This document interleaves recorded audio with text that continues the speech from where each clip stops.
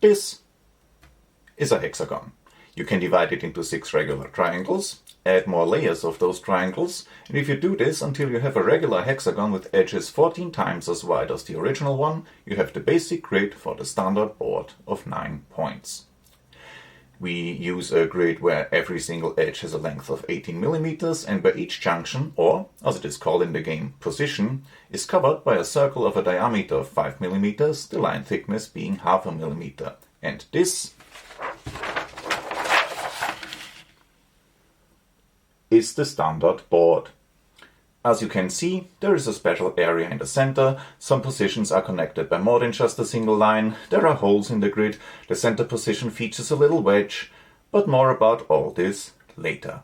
A unit is now the game piece of 9 points, and it has to be able to show to which player it belongs, here, shown by the color of the unit, how many points of attack, defense, and movement it has, the direction into which it points,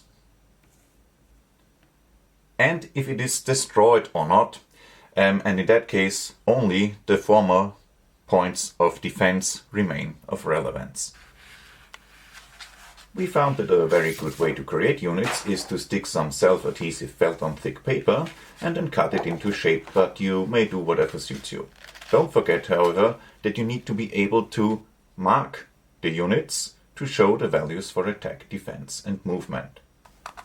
So, now that you have your base material, cut it into pentagons, 25 millimeters wide, 22 high, and 15 millimeters on the sides, which gives you units that neatly cover a hexagon with not too much space around and not too little. If a unit gets destroyed, only the points of defense remain relevant. The unit is now called a wreck, and we succumb to just put an aluminium ring on it to mark it accordingly, but of course you can also cover it with some transparent foil or plastic or whatever.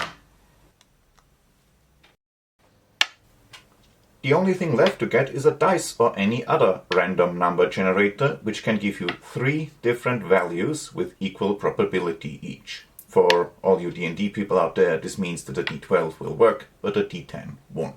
So, now that we have our board, we can create units, and we have our dice, we can start a game.